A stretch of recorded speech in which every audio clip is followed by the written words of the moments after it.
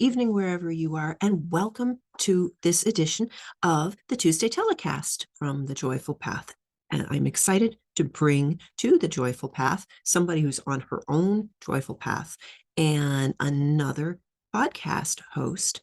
And that is none other than my friend Jackie Scully. Jackie is a beam of sunshine, and she hasn't always been there. She had got herself there, like many of us did. And she is the host of The Teacher Story, which has been running for a long time, about ways to really be in education in a way in which we are aligned with humanity. And humanity includes the children that are part of us. So she's also the author of The Guided Teacher, and I'm really excited to have her in. So let's go bring her into the house.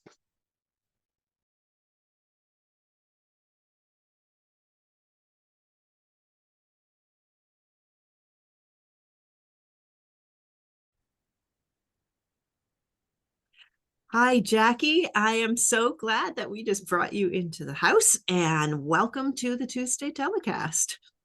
Thank you, Lydia, for having me here. I'm so excited to talk with you. I am so excited to talk with you too. And one of the things that I love is education, and I think I've pounded at education on this podcast before and said, talked about, oh, we're stuck in this. But people have heard me talk about being stuck in an old Prussian style of, over and over again. And you are walking the walk and talking the talk of bringing education to a totally different level. So I want to just talk about that and life. So let's start with you are the author of The Guided Teacher, and this book, which you all can see right on Jackie's screen right now, is a picture of Jackie when she was just a little pup. And so when that is when you realize that that's the beginning of your journey, that feels like a good place to start for me. So tell me about how you, in a nutshell, how you just got from that place to writing that book. I like how you said little pup because I love dogs and I always say I'm part dog, so I probably am a little pup. Yeah, the book is my journey in education, but it's very personal as well. And I would say as a little girl, I was just this like ball of energy. I would say a little sassy, maybe a little bossy. But I had this unbelievable confidence. Like I just was like, I could do anything. I could be anything. I want to go on adventures. And I would gather all my friends in the neighborhood and say, let's go on an adventure in the woods. And it's funny because I still kind of do that today. I like to get lost in the woods. Yeah. And then I write about how I entered the school system and little by little became very deflated. And that confidence was kind of, dwindling. And I was put into this sense of you're got a reading disability here. You need help here. You're not strong here. It was a lot of like, here are the things that you aren't good at.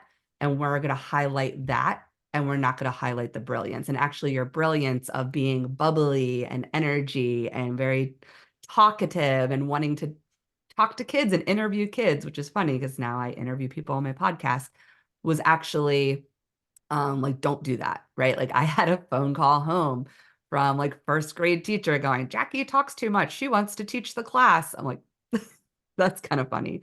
So it was already from the get-go in this old style system that you talk about. Like I didn't realize it then. I didn't realize it until I actually started writing this book and really started this kind of healing and spiritual journey in the last like 2 years, what that was. And it was dimming my light and it was putting me in a box. And then I learned how to do the system really well because I was also a very big people pleaser. I know a lot of us are recovering people pleasers. for most of my life. And I think there's a lot of that also with being in education as a teacher. I used to be very much like the dutiful teacher, the dutiful student. And so I wanted to always make everyone proud of me. And so I just became very good at being a student. I didn't know what my brilliance was. I didn't know what my light was really. I was just good at the system. And I did that really well. I had some really great teachers and I had some not so great teachers. And when I got to college, I decided to go into education because I want it to be like the teachers that inspired me. And I want it to be the type of teacher that held the space for students that needed a little extra care, that needed someone to show and appreciate their brilliance when like there were teachers or people in my life that did not do that. So that was kind of my mission from the beginning. I wanted children to feel seen, feel heard, no matter who they were, where they came from, to feel like there was an adult in their life that wanted to just be there and listen to them. So I always considered myself a teacher first, and then I happened to just really like the social sciences. So I didn't go into it because I love history and psychology, which is what I teach today. I kind of fell into that later on, but I just wanted to be in the role of education as a mentor. Um, Taught in Hawaii, that taught me a lot. I was like, a little fish in a big ocean. And I was very different than the students I was teaching, the teachers I taught alongside. I was pushed in a very good way. It was very emotional. I had to be humble early on. I was 23 when I taught out there. And so it was a good experience for me, I think, to carry with me to the other places that I taught, then went back to the East Coast, taught in public private school. I'm in private now, taught in China for a summer. And then I started to really stretch myself in all different ways of teaching. And then with the pandemic, I got to the point where I was kind of getting burnt out and done with the let's keep doing, putting more on your plate and taking away resources and not giving any kind of sense of appreciation. I really noticed the lack of teacher respect, not to an extreme in my particular setting, but across the board in America with other teachers that I'm friends with, many people from across the country, especially when I taught in China. Because when I taught in China, there was a lot of respect for teachers, and they really cared and looked up to you as a mentor. They saw you as someone guiding them. I did not get that feeling in a lot of like the places where I have been or the other teacher friends that I've had. So I created a podcast in 2022 to the teacher story to hold space now for teachers. So now being kind of in a veteran teacher role, I wanted to hold this space for people to share their story and make it about, the truth and opening up that dialogue of what's not working, but also be a place to hold the light of how can we fix it? How can we move forward? What are ways that we can kind of think outside the box and not stay status quo? And it's been a journey for 2 years. I've interviewed like over 80 people. It's been incredible healing process for me. I've learned a lot about myself, a lot about education. And now I'm in season 4 where it's really about innovation and interviewing people that are in schools or in movements that are doing it. That's like, we're not just talking about what we can change, but we're actually doing it. And now it's inspired me to be part of these types of schools and this type of movement. And then my book came about because I was ready to write the story. I was ready to write the story. I wanted to share a very intimate view of what it's like to be a child, student into the school system, teacher. And there's a lot of like personal, difficult elements to the story. There's the whole balance of light and shadow because I wanted to hopefully reach people's heart. I've had a lot of people reach out that have read it that are outside the education system, and they are like, wow, I didn't know it was like that, and especially with when it was the time period of No Child Left Behind, which is where I started my teaching in 2004. And also people connecting to the story of being a student and how they're like, yeah, like I've gone through those challenges. I felt like I was put into a box. I was bullied by not only students, but maybe teachers. Like I felt that I couldn't shine, or so I think it's now part of this. I want to say like I lead from my heart, and I believe any movement needs to have heart in it, and it needs to be done with grace, with love. I don't I don't think anything really changes with like sometimes it does. Revolutions have changed things, but with like extreme force, right? Like I think people really respond to love and to giving an opening of, well, I'm going to share my intimate story. I'm going to go there and be that vulnerable. And then it slowly maybe allows certain people to want to share their story and open up. And I think that's actually how you can make change happen. Yeah. Um, so that's kind of where my story and where I've been at with Mm, this work. yeah.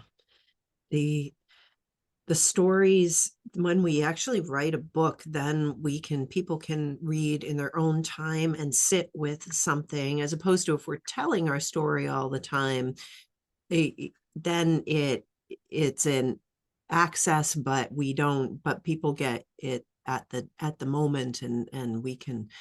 I like the idea of books, and as I've kind of sat with this myself, and I think a lot of people are sitting with this, gee, do I have a story? What is my story? And that society is opening up to stories because of stories like yours, and saying the student in me, which I personally think is, there's a student in everyone. If we stop being a student of life, then we stagnate. But, and my journey, what, even if we just journal, even if we write a song about it, even if we put it down and we process it, we grow, we heal, and the more we raise that awareness and that vibration, and that, so that we can go out and spread that, it's a ripple effect, and the more people that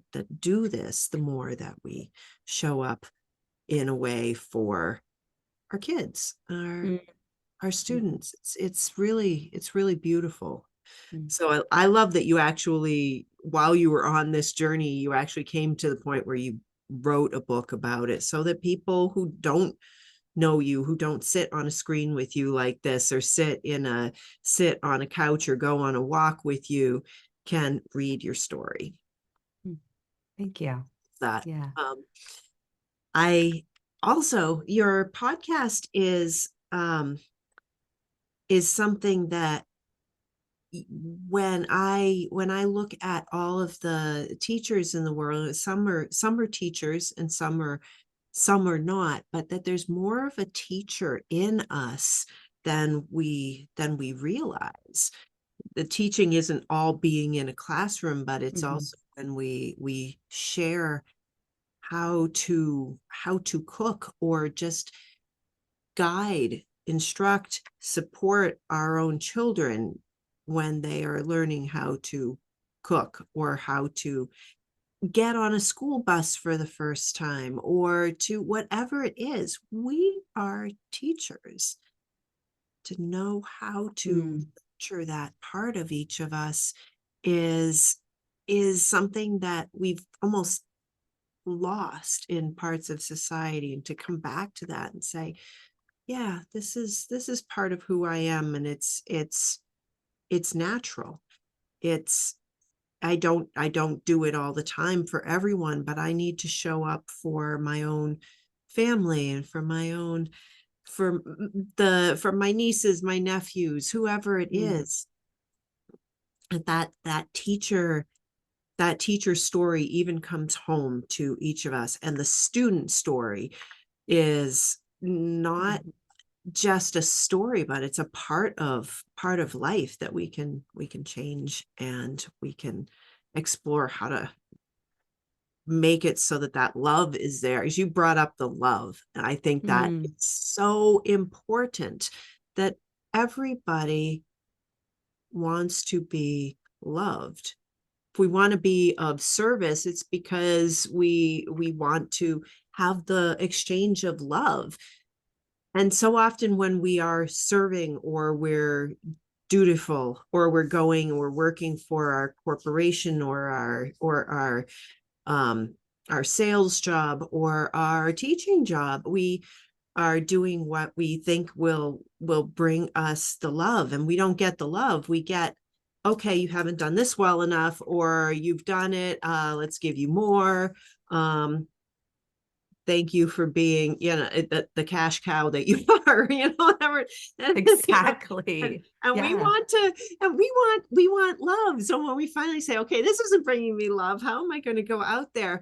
That's what our kids are going through every single day, all the Yes. time. And they're tiny, and then they get full of hormones, and they're not so tiny anymore, but they're still, it's rough Yeah.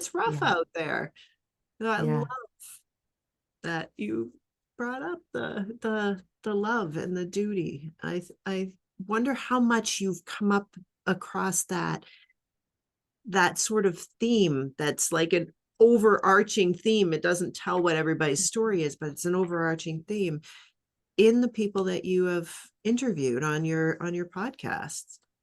Yeah, I mean, the whole concept of you saying everyone's a teacher, and I believe in that. That's why I've kind of expanded the people I brought on the show. It definitely started off with, like, in 2022, the traditional kind of K through 12 classroom teacher, but I've had people on outside of the industry that are tapping into education because they care about it. So entrepreneurs, people who are in technology fields, um, and people who maybe like it's a third career, like going into education.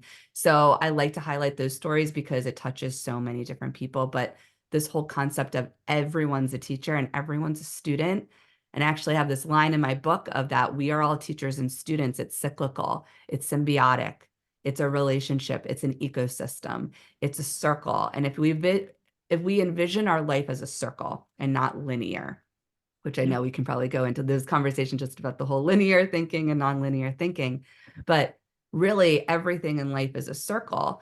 And so you're never on top, you're never on bottom, you're just moving in a circle. And if you're a student, and then you're a teacher, and then you're a student, then you're a teacher. I feel like in the podcast platform, I'm a student. I'm listening to these amazing guests, and they are teaching me something every single conversation I have. And it is expanding my perspective. It's expanding my mindset. It's expanding my heart because I'm being tested to think about things in a different way and not consider myself an expert. And that's why I've had people say that this is a different type of podcast than some other education podcasts that are out there, because it's not to teach you a technique. It's not to say, here are all my expertise of this field and pedagogy that I'm going to go through, or like all these tips for teachers, which is great. And those are valid. Mhm. And you need those kinds of conversations too. But it's really about people, and it's about caring and bringing the heart to the education system. But this whole conversation about we are all like teachers and students, and there is a lot of love there. There's been moments where I'm in the flow of a conversation and I'm just like, I feel this love energy with the guest. And I want to like challenge people while they're listening to this right now to think about love in a different way of than just like romantic love or saying I love you to someone. But that love is actually you're opening your heart to expand, to learn, to be humble in that, saying like, I don't know everything. Maybe this was a perspective I have, and now I'm learning something new that's challenging my mindset. That is a love energy. The love energy is about being open and about connecting with so many different people. It's dropping the ego. The ego is aside, and you are just completely, I think, coming from a soulful place.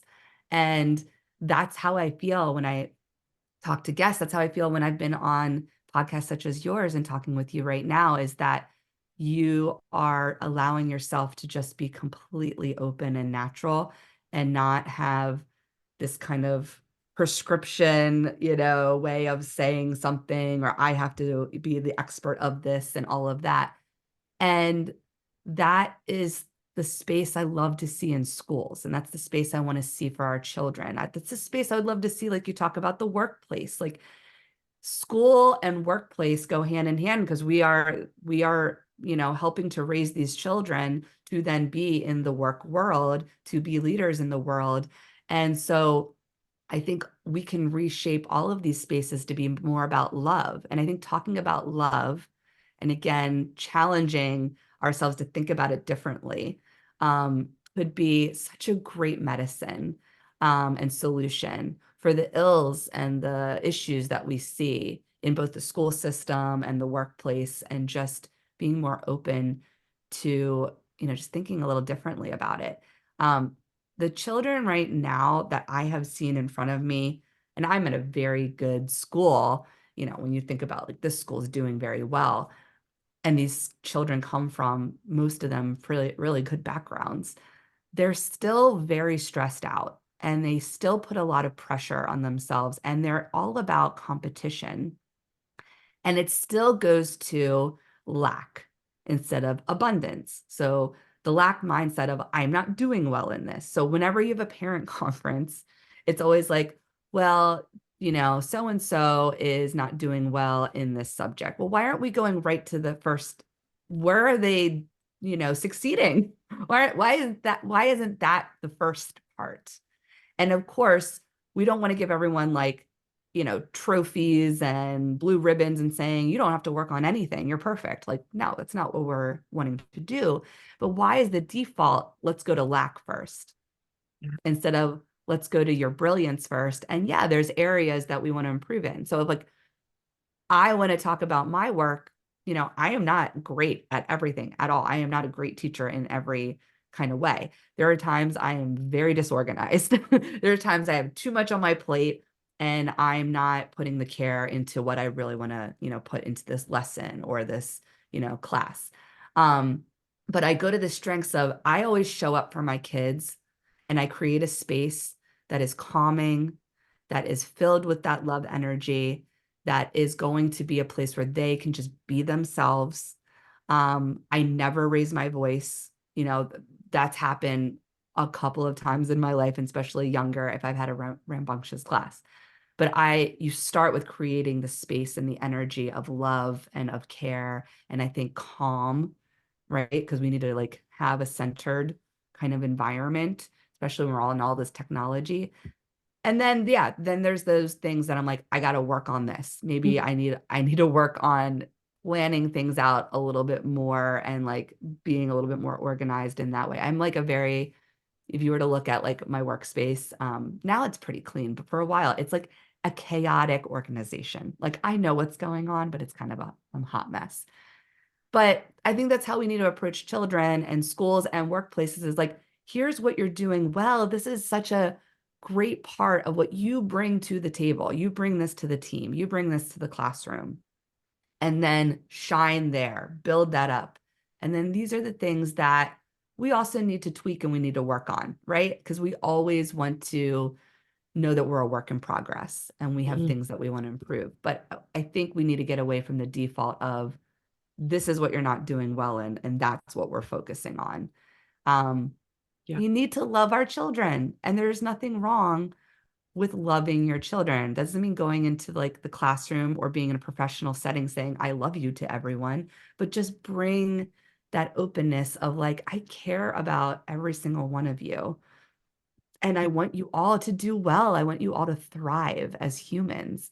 And kids pick up on that energy even more Yes. so than adults. They do. Yes.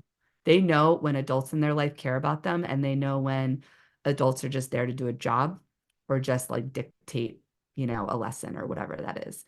So they definitely know when they're cared for, and they do need more love and care. Um, I'm 41 years old and I wrote my story about growing up in the 80s. And in many ways, not much has changed. And that's, I think, a huge, huge problem. Yeah. Yeah. Your idea about we don't need to give everybody a trophy is in the same kind of vein as here's where you lack.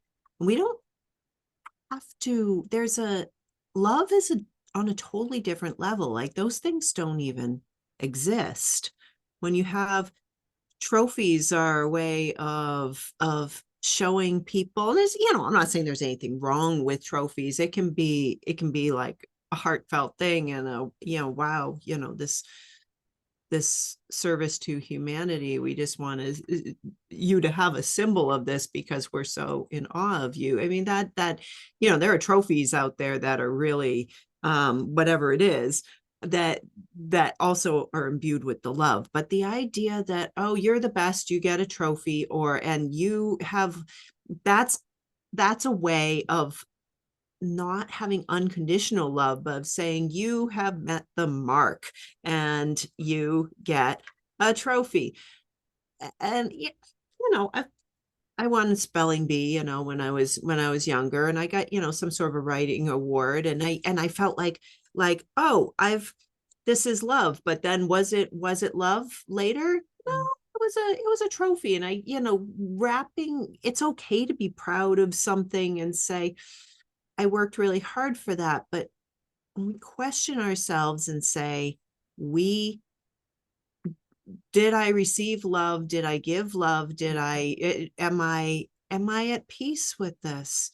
The Everything that you're saying brings a real humanity to the table, that we have care, and that a classroom ultimately should be calm. But sometimes it's going to be calm and curious, and sometimes it's going to be calm and stimulated at the same time. That the mind is stimulated, the curiosity is stimulated, the stimulation toward what somebody is bringing in that's different. And if you're an overarching thinker, you say, oh, that goes with that. And if you're a person who dives in deep, you can say, ooh, I want to rabbit hole on that subject. Because we having the open space for that is what I really, really love about everything that you're saying. That when we have a parent teacher conference, that everything comes from a place of love. Here is where there's brilliance, and here is where there's excitement, and here is where we're not going into that as much. And I'd love to explore if we can make that more exciting or more curious, or if there's a better way to do that, as opposed to saying this is where we lack, and this is where we are meeting the mark. As you said, we don't even say where we're meeting the mark. We like, it's the language is so different than one of, what are we learning today? Here's what I'm curious about, and I want to hear what you're curious about. And it's flow, it's love. It's like a family on a vacation. It's like it's different, and it's where we're supposed to be. This stuff of labeling what's right and what's wrong is not the normal. It's really actually way out here on what's dysregulated about the way that we deal with one another. We can teach, and we can live, and we can learn in a loving flow, just a human flow.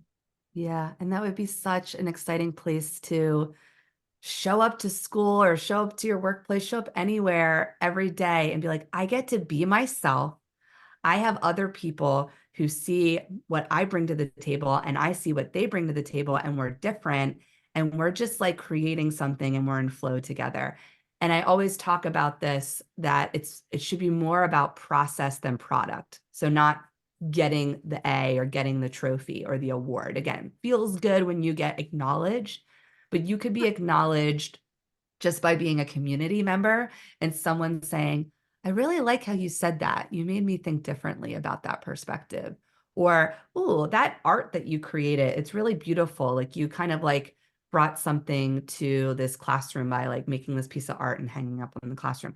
That to me is like worth more than a trophy. You know, when you have acknowledgement from your peers that see something special, and they're seeing that you are bringing love to the community by your contributions.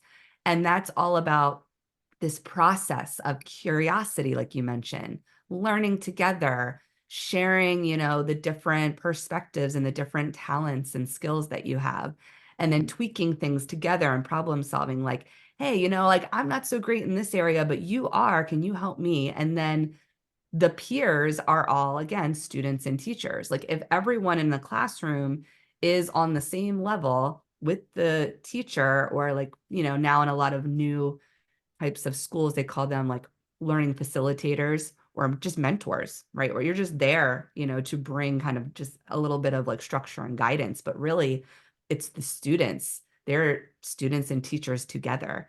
And I just keep going back to the circle. It's like not that difficult. If we can envision all of these community spaces, school, workplace, everything we do in different organizations outside of that as a circle, and bringing everyone into, even like just starting a class, starting a meeting where everyone's in a circle. And maybe again, there's a facilitator for guidance, but there isn't like you looking at one person like, okay, tell me what to do now. Tell me how to lead. Like, no, we're all forming this together. And I think that's natural. That's the way we were born into this world. You know, like I Right. talked about how I was as a little kid. I was like, I just went out to, it's funny talking about a circle. I grew up on a circle and I would go out. My parents would always say, you would go out to the circle and go, friends, friends, where are you? And I would just like come out because I just wanted everyone to come to the circle to gather so we could figure out like, what are we going to do today? What's going to be our play? What's going to be our exploration? And for me, I was just facilitating that because I just wanted people to come together and like do something cool, you know, go chase rainbows. Like I remember like, let's get on our bicycles and there'd be a rainbow and be like, let's go find the end of the rainbow. You know, we would do like silly little adventures like that. Yeah. And we do this as a child. And I feel like if we did that as adults, we did that in school and we did that as adults in the workplace, we would all show up so much more. We would be excited. We would be curious. We would be ready to go. Our work ethic would be even like stronger. We'd probably be more productive. Like all the things we want to look at, you know, in industry is like productivity. You probably would have more of that if you came to a place that was a circle, right? And you came where everyone is sharing their ideas and you had that facilitator role there to kind Mm. of guide the conversation or guide the project that you're doing. I would really love to flip like education, like teacher training programs on its head and not be about you become a subject expert at all. Like you can go into a field that you feel like you have strengths in and that you can also give more of that maybe like guidance in if some students are doing like a STEM project or an arts project. Sure.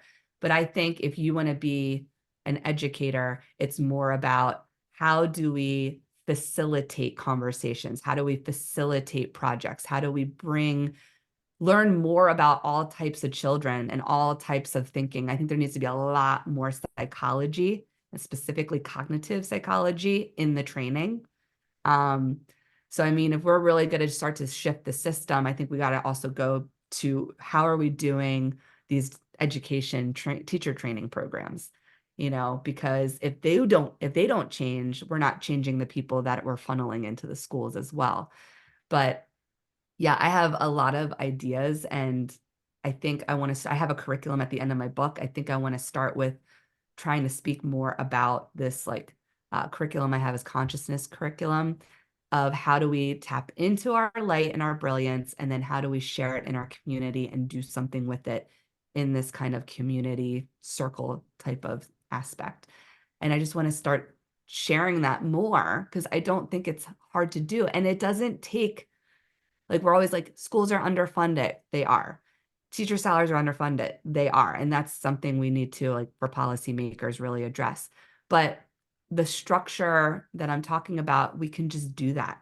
We could just do it now. We could do it in all schools. Like, why can't we just change the way we approach school and approach the classroom and the schedule and all of that, and make it more inclusive and more about the students kind of guiding and running a little bit of what they want to do. And we, again, as the adults, are facilitating and making sure there's safe structure, with that. But I don't think it's something that we have to, like, upend the whole system. We need all this money thrown at the system to change it. It just takes, I think, us thinking about, the roles differently, um, and just taking a little bit of a risk and trying something new. And it may Mm, or may not work. And why not? It's an experiment. Like, everything's an experiment. right. It's like, are there things that are failing in the system now? Sure. So what risk is it? Is it going to be any worse? There's the idea of letting students lead. If we were to, one way to just jump into this would be to create a new summer camp, or create a new, and say the purpose of this is going to be to shift who is guiding at the time our direction, and you just go with it and see how it goes.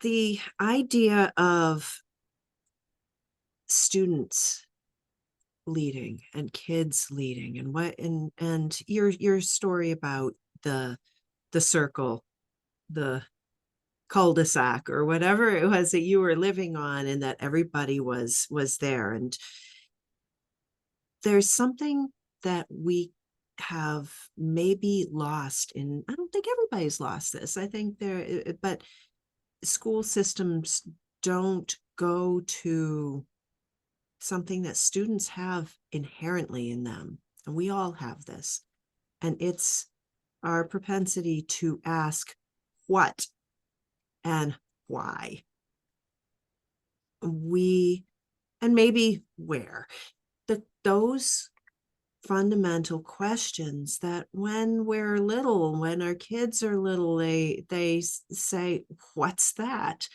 And we can teach them. If we don't have time, say, hold on a minute, I'll show you what that is in an hour when I'm done with this. And then you explore what? You explore why. Why is that a thing? We do get, because of areas of interest and areas of hyper interest, or whatever it is, we gain expertise, right? And expertise is that linear idea of 10,000 hours of, practicing a thing. Doesn't matter whether you practiced it, the progressive parts of it, or if you practiced the parts of it you got wrong, or you're an expert in it. Yeah. But whatever we've really dived into in our lives, students naturally become curious about that. I become curious about that. You are a teacher in a system. What's that like? Why do they do that? Mm. What direction it would be better? And if somebody is in STEM, kids will recognize that and say, can you tell me more about that? There's It's not like you Mhm. you end up doing nonsense. Mhm. There's no nonsense in a natural world. There's Mm. play, and there's learning through the play, and there's working toward a common goal, or a maybe a necessary goal. We need to eat. What? How do we? Why do we do that? Can we do it this way? It would be, maybe we could get our food faster. Maybe we could get our food tastier, or maybe we could get our food in a way that's feels better to us. There's all these ways in which we're just naturally curious. Some of us, and if we don't think we are, we're just not curious about that thing that you see these other people being curious about. You're curious about something else. It's natural. It is natural. Yeah. Everything that I'm hearing you saying about let the kids lead. Yeah. And if in our conversations as adults, we can have that ebb and flow, that circle, that, oh, I'm curious about that thing that you do. Oh, I'm curious about that way that you feel. We bring about a natural education and a natural progress, and progress is still made. In fact, it's heightened. That's the thing that I get out of your story that is so wonderful. And I want everybody to hear that And it's there's all purposeful. Like every conversation you have, everything that you do in life, and this has become more apparent to me actually this year, 2024, is everything is purposeful. There is no waste of time. And that's what drives me crazy, like within school systems, like, we don't want to waste time. We don't want to do this. That's going to waste time. Our time is precious. I'm like, it's all purposeful. Kids show up. We create the space for having conversations with them. When I have students sit in my classroom at lunchtime and we're just like, talking shop, I got a kid who has a YouTube. He interviews like old rock and roll stars. I'm like, that is super cool. Please tell me about that. That is purposeful. Like every interaction that we have with people, you say hi to someone at the grocery store, you recognize someone that like helps someone, open a door, right? It all matters. And if we create more of that space to say it all matters, it's all purposeful, nothing is a waste, right? So if we're just being a little messy and curious and trying things out, like if we want to try new schedules, new ways of doing school, that's cool. It all makes a difference. It all matters. Nothing is a waste of time, right? Like that's what we do in life. Our whole point to be here on this planet right now is to try things out in community, support one another, love each other, and just keep trying. You just keep trying every day. Like I wake up every day, if I felt like something didn't go so well the day before, or I fell off an exercise routine, it's very easy for the human brain to be like, what's wrong with you? Why are you doing this, right? Our default is always lack. Instead of like, you know what? It's a new day. I'm going to try again. I'm going to try again in this lesson. I'm going to try again with my exercise. I'm going to try again in this conversation with someone. That's all it is. When you do that, there is such surrender. There is such surrender to the flow of life that you could just be. And it is okay to just be. Just show up, just be, try some things on.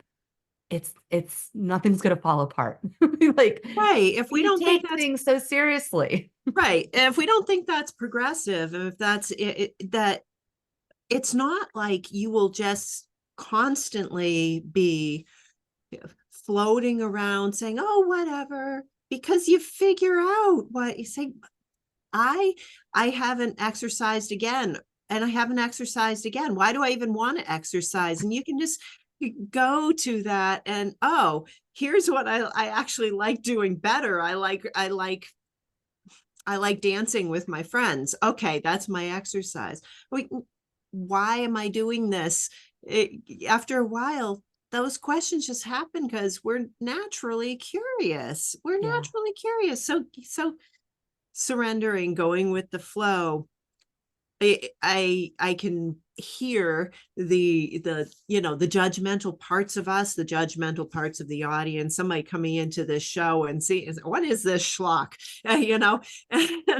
but bunch of freewheeling fairies that are just Yes, please call me that. I would love that. I will be a fairy in a forest any day. Place where like, oh, I like this place. I'm going to settle here and I'm going to do, and you're going to have progress in that thing that you're Yeah. sitting in. You're still accomplishing things, you know? Right. Nothing is a waste of time, including people who you see who are acting out, who are uncomfortable. That's not a waste of time either. Mhm.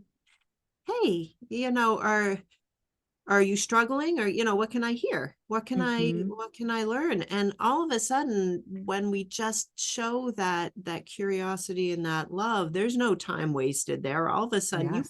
you might have your next neurosurgeon by making that connection and saying, why are you struggling? Can I listen? Can I help?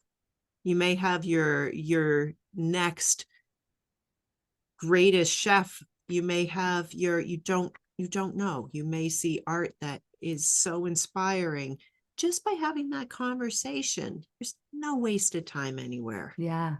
No waste of time. And I think touching on what you were just saying is another key point is observation. I think we could all work on being, better at observation because we're distracted, right? We're got our phones, we're super hyper overscheduled, very busy. American Western culture is all about, again, doing Yeah. all these things. We're doing all these things. But when we can be observant and really pay attention to our surroundings, to the people and what they're doing, and then be like active listeners in that and like active like observers, and then give that feedback, that goes such a long way. And I think that also is a huge part in the whole student and teacher and circle is the observation. It's just observing each other and seeing like when we slow down just a little bit and we come back to like the people in front of us and seeing what they're doing. And then we're like, huh, that's really cool, right? That's really beautiful. Or this made me think about this in a different way. It just it just adds so much more, and then that's progress, right? Because when we're distracted, I think is when we're more separate. So when we're distracted and we're doing a bunch of things and we're on our phones, we're separating ourselves more so, and when we separate more so, we don't see the magic, we don't see the brilliance, we don't see the light, we just see what's wrong. Mm. So it just takes a little act of slowing down, being observant, showing up, being in that flow energy. Um, and, I think less structure, we don't need more structure. I'm all about less structure. I would love to take away some of the scaffolding and structure in schools. And I know that's super against like pedagogy. Like I'm that radical teacher. I'm like, oh, take away scaffolding and structure, just like a little bit, just give a little bit more room for play and for these conversations and curiosity. Um, we just got off of this week I was talking to you about before we, hit record, of this week at my school called intensive learning, and students the whole week, the whole upper school goes on different trips, different explorations. I did a service project and, there's structure within, forming these trips and organization, but really myself along with the other teacher, we were facilitating and the students were doing it and they were learning from each other in service. So they're not only serving their community, they were learning from each other and they were learning skills that they had. Like they were doing gardening, they were doing cooking, they were cleaning, they were, able to help each other kind of problem solve and troubleshoot if something needed like help over here in the service project. And myself and the other teacher were just kind of like the facilitators, observing, facilitating, moving things around, making sure everything was safe, right? Kids were doing what they were supposed to, but they were doing it. And I'm like, I think it would be great to give more experiential learning opportunities and not just like, this is great that we have it at my school, like 1 week out of the year, but just can we do it more? Like we should be doing this more, getting out of the four walls, getting out into the environments and letting the kids explore more while we as the facilitators are giving the structure of just, you know, again, what get us from point A to point B, here are like the norms or some rules we need to have. I'm not saying like that goes out the window, but let the kids just go and do their thing and explore. Yeah. And have school be that way. There's a really cool school that I've learned about, where they travel the world. And, I don't know what that costs and like how, inclusive that is. But they, and I forget the name of it at the top of my head, but they for a semester go to a country and everything they do is experiential learning. And Mm. every semester is a different place. And that is their school. The world is their school. I mean, that is a phenomenal way to think about education. Like, it doesn't have to look like what we see it as in like a school building. And every family and child learns, differently and has different wants and needs. So school doesn't have to be one size fits all. It could look like a lot of different things. And that's been my exploration since last summer of really thinking about alternative education spaces, and that there's not one new way to do it. There's a plethora of ways to do it. And online school space is not what people think of like virtual school of 2020, like when we all had to pivot and go virtual school. That's not, a lot of these new online school spaces are doing things also out in the environment, like giving kids projects and opportunities to do internships, to go work in the field. And then if there is like a community of students and families in like, say, a tri-state area, like I'm in New Jersey, they could have opportunities to gather together. So there's still community in person. So online school isn't just about like being on a Zoom and teaching a history lesson. Learning the And same old thing in the same old yeah, way and sticking it in the same old box with and that's not more what it is. constraints. Right. And that's what people think when you're like, oh, you want to do online school or you want to do this? I'm like, it's not what we were doing in March 2020 when we went into lockdown. That was just pivoting from a brick and mortar school to online, but doing our whole same school system. That clearly did not work. Right. Yeah. So it's using the technology to connect more people from across the globe while also creating experiences in their communities and gathering with people who are also part of that program online, but now they're also not that far out of reach in person. I think that's super, super progressive. And you're creating truly a hybrid system. Sure. Yeah. And there's micro schools where families are gathering and they're creating spaces together, and they're using people in their community to be those facilitators. Yep. There's so many ways to do it. There's so many ways to just be creating new systems. And I think we just want to embrace the curiosity of like, how do we do this? Let's just try something new. And I love that. I love the idea of like, let's just try it and see what works. And then what doesn't seem to be working, okay, let's go back to the drawing board and tweak it and do something a little different. And this one school that I'm eyeing, Prisma, is doing just that. Like, they are an online school, but they do a lot of things also with people who are part of the online community, but they're in reach of each other outside in their own environments. And they're always exploring. They're trying new things. They're like, let's tweak this, let's try this. And I'm like, oh, that's such a cool way to create a new system, is just like having the curious mind, having kind of a risk-taking mindset, and knowing you're all holding each other in community. That when we try something new, we're doing it together. So if something doesn't work, we're all coming together and we're figuring it out. And it's so beautiful. There's a lot of love in that. Yeah. Um, and just, I think there's so much potential. It's an exciting time. I will say, like, this isn't doom and gloom anymore. Like, I feel like coming out of the pandemic and when I started the podcast in 2022, we're like, all these teachers are leaving. Like, what's going to happen? The whole system's going to crash. It felt like doom and gloom. But now, on my kind of journey and seeing these new ways of doing like education and just talking to so many different people from around the world, it feels very bright. Like, I think things are going to be moving in a very exciting and new direction. And there's so much potential. So I'm excited to see what So much. happens. And I don't know about you all in the audience, but I want to be part of Jackie's school. It does sound exciting. And there's the the idea of what we have, distraction. So I'm coming about this in a distracted way. The distraction. I want to highlight that for a minute because this all turns distraction on its head too. Distraction is really not just when we're doing something that we're not supposed to be doing.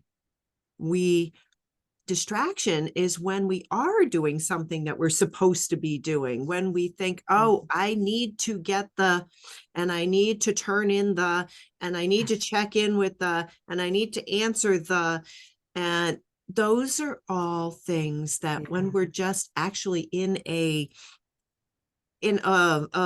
flow state, and it sounds like woo woo, but when we are just actually communicating with each other, listening, with the parts of us that have always been there to listen, like our gut and our heart, all of these are actually part of the whole system of communicating with one another, and say, I'm hearing these words, but I'm feeling like something is not being said. Something is not. That is not distraction, being distracted by that. I feel like something is not being said. That is focus. That is actually a part of us that's focusing in on what maybe is what the person is really trying to say, or how the person is struggling, or how the person isn't connecting to us. When we're distracted, that's where our interest is really going. And if our interest is going there, and we as a guide notice that somebody's interest is going somewhere else, you can look at that and say, what is it that I'm not portraying here? Or how is that person, that student, having a barrier to what I am saying? Because they maybe simply don't hear as well. They maybe have actually, a hearing issue or a processing issue, and they just process it differently. And we come around to what they're curious about. Suddenly we say that that's not distraction, that's focus. Distraction is all this other stuff that we think we should be doing, and how we think we should be showing up in the world so that we get the things that we want. It's not, the distraction is not oh, I'm more curious about that thing over there because my attention is wandered off of this other thing. That doesn't mean that we're distracted by it. It might be a purpose over there. True. That's such a great point. That's a great perspective. And the word or like phrase that stands out is should be. That I was working with a holistic life coach in 2022, Casey Tench. She's amazing. And it was a lot of language every time we met. And I would say like, oh, I should be exercising, or she's like, nope, let's get rid of that should. That is a dangerous word. And I'm like, it is. You don't really think about it. And we say it so much. We say it in school. We say it in the workplace. We say it in I should be. I should be. And it's like, but where's that should coming from? Right. Instead of like, I want to do this, I like have intrinsic motivation. I want to do this. So it's like changing the should to like, I want to do this.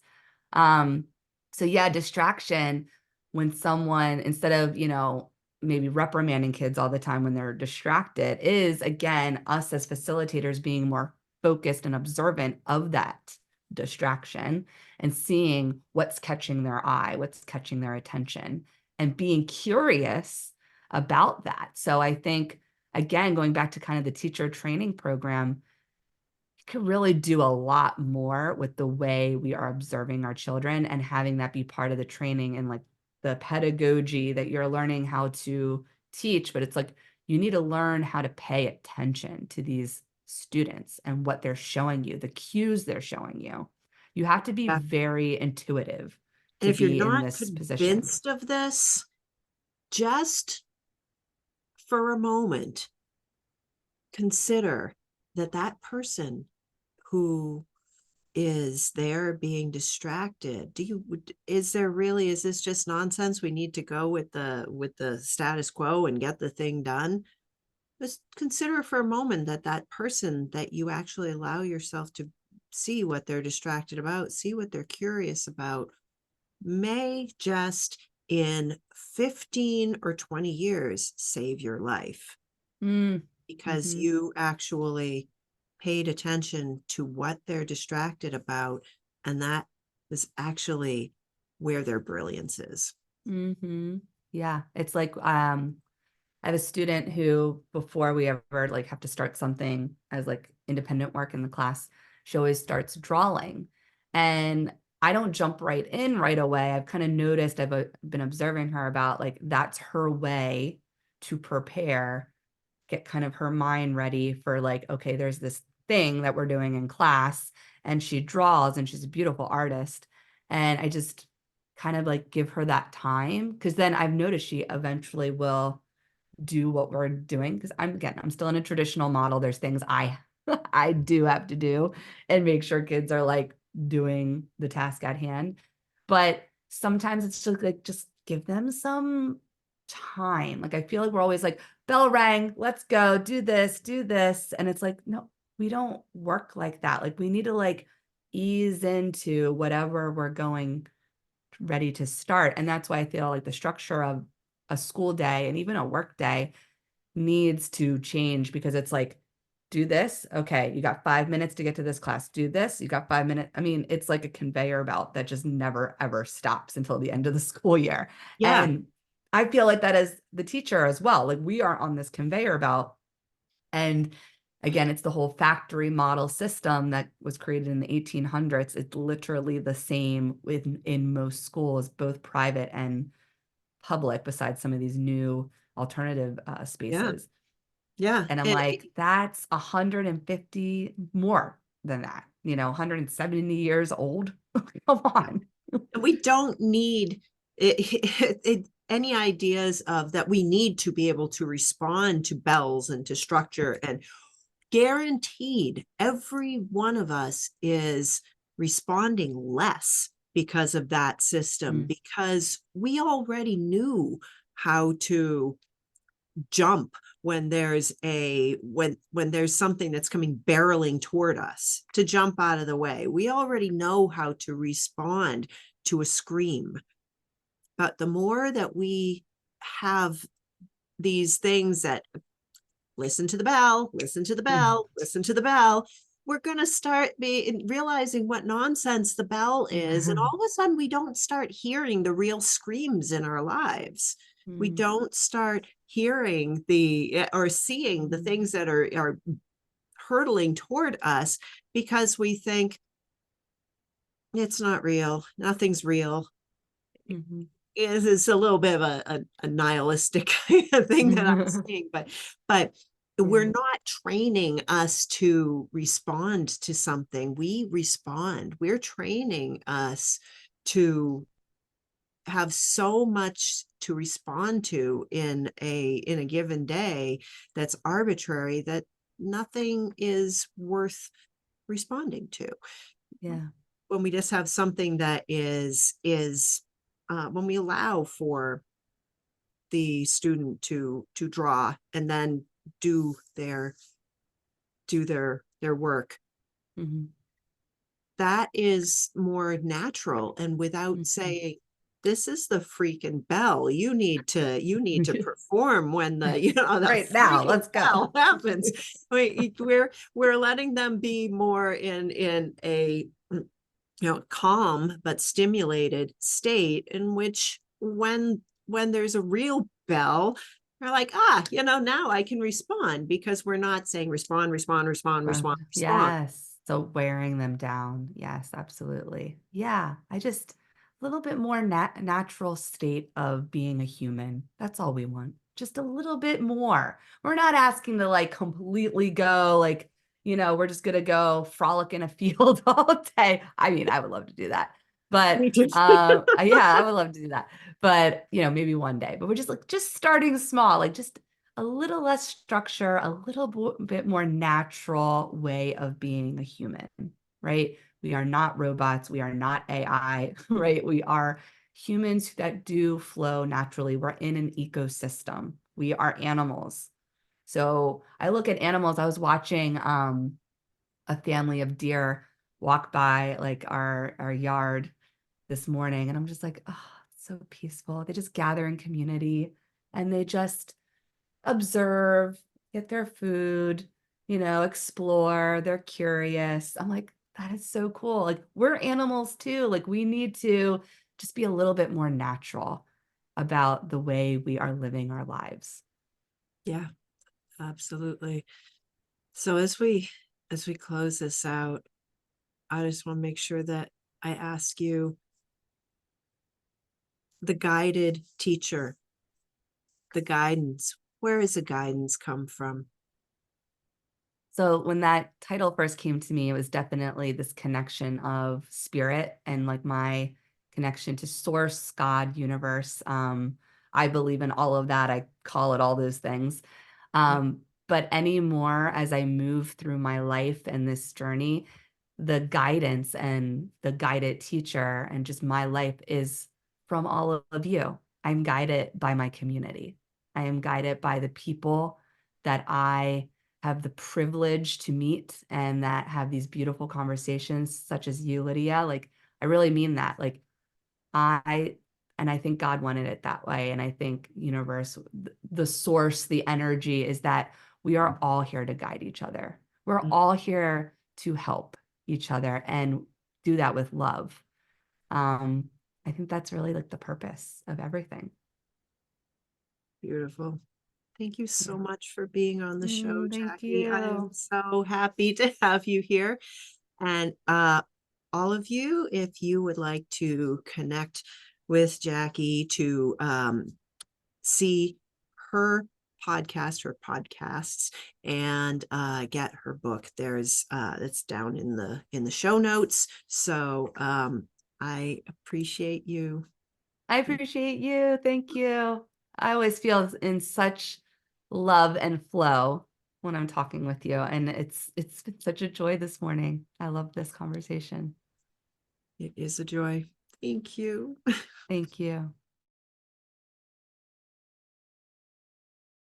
Thank you all for being here. And that was Jackie Scully. Like I said, her stuff, her book and her podcasts, and all of the connection to her is down in the show notes. And I want to make sure that I shout out all of you who stuck with this podcast to the end, because you are curious, and I want to know what you're curious about and where your passion is, because the world needs that uniqueness that you have. The world needs you. So thank you for being here. If you liked this, please hit like. And if you haven't done it already, please ever so gently push the subscribe button. I appreciate you, and I will see you next week on the Tuesday telecast from The Joyful Path.